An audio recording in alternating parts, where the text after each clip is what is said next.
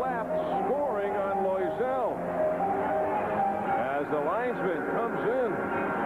What hit me, Loiselle, beaten by the left of Brad Maxwell, who leaves with 4:48 to go. Well, the key right now, apart from the fact that Loiselle may have been hurt on that, is whether or not there's going to be an instigator penalty. We will at each other. Look at, my goodness.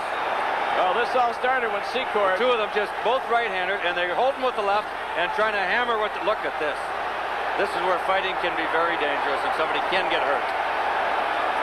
Boy, oh boy. Well, that's tiring, too. Don't get, oh my goodness, Probert with an upper right. Now look at this down in the penalty box. They're going at it all over the place. Probert decks Nylund. He decked him.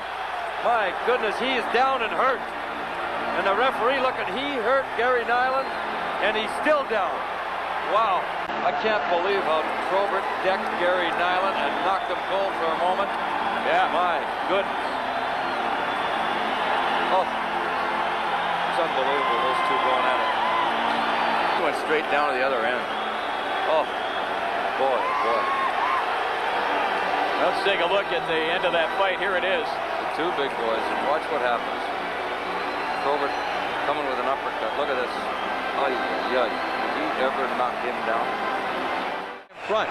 And we got Probert going at it with Ewen. I knew that was coming, boy. These two. Oh, look at Ewen. He decked Probert. Did he ever rack him? He did. Right on the jaw. He did. He certainly caught him with the right hand. Wow. He really caught him. And he stunned Probert. Well, last night at the Joe Louis Arena, Ewen tried to get at Dave Lewis. They never did drop the gloves. And, of course, we saw a couple of weeks ago what Bob Probert did to Gary Nylund. And it seems that ever since then, every game, the resident tough guy comes out to test himself against Bob Probert. And that time, Todd Ewen got the job done with a right hand. You know, the fight wasn't much of a fight. I mean, it was like 3 or 4 punches, and he got Probert right off the bat, you know. It might have even been the first one. Yes, it was. My goodness, he caught him square on the jaw. It was the first punch that Ewen got. And Probert was totally unprotected. So with that, we'll take a break. 7:41 to go. First period. It's 2-0 St. Louis. In a fight is a height and reach advantage, yeah. But he is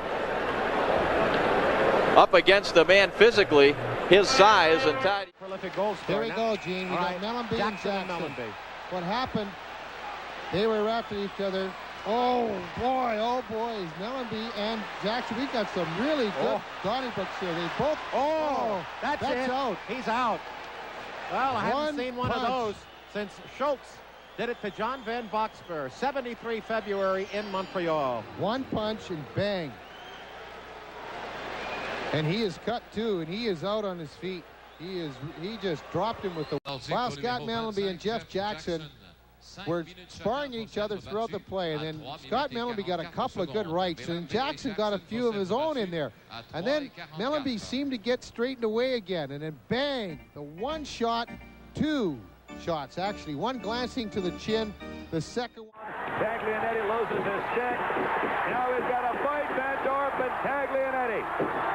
Wayne Van Dorp who came here from Edmonton from the organization because of his toughness, and Peter Taglianetti. Now Rudy's involved. Van Dorp really hurt Taglianetti with that one punch. It dropped Taglianetti, and at that point then a couple of the Jets players jumped in because they knew that Taglianetti was in big trouble. Van Dorp, who is a prize fighter, folks, can really throw them, and when he hits you hard. Reekie, he's just destroying him. Reekie really got some dandy punches in, but he's getting a couple fed right to him. Finally, as this fight goes on, the St. Louis player is starting to come back, and he's throwing some awful good ones. It's Raglan. But Reekie started it off and really had him in good shape, and then Raglan just hung in there. And boy, I'll tell you, Raglan really caught him, and down he goes. The knees buckled, and he went down. Raglan just got a haymaker. I mean, a roundhouse right. And he caught him right on the button. This is the punch that really did it. Ooh, there it is, right in the kisser. Now watch the face go down and bang right on the ice. It could have been the punch that did it, or maybe when he hit his nose on the ice. I think it might have. Behind the play, we've got Eric Germain and Everett Sanipass of Chicago wrapped up in a battle. So the rookie Germain of the Kings, in his first recall from New Haven up here, is tied up with Sanipass in more of a wrestling match than anything else so far. Now Germain knocks Sanipass' helmet off.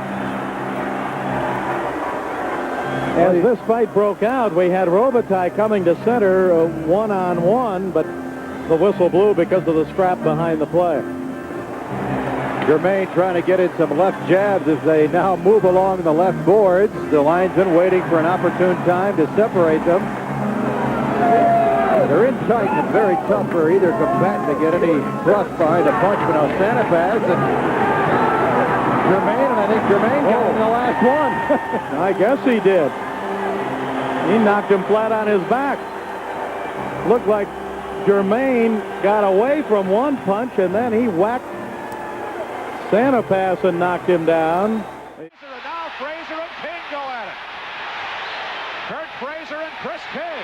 Whoa, and Fraser just smoked it.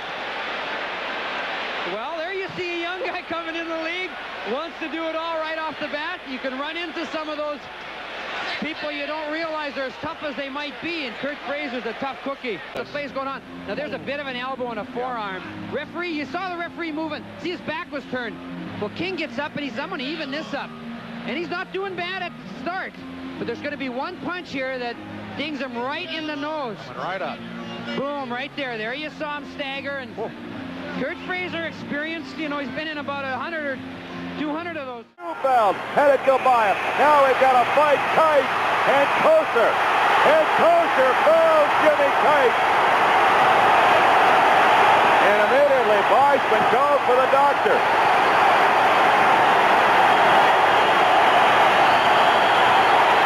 Jim Kyte, when he went down, he hit his head hard on the ice.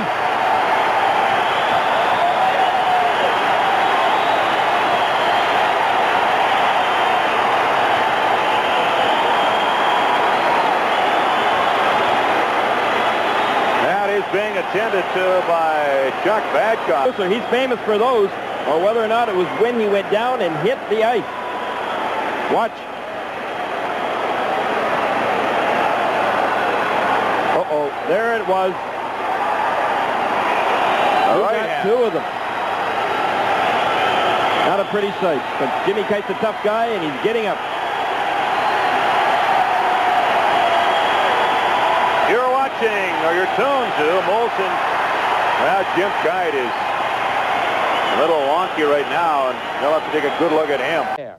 Here comes number 2 from Kocur. There. And here comes number 3. Good night, Jim Kyte. That was it for Winnipeg, too. They lost it.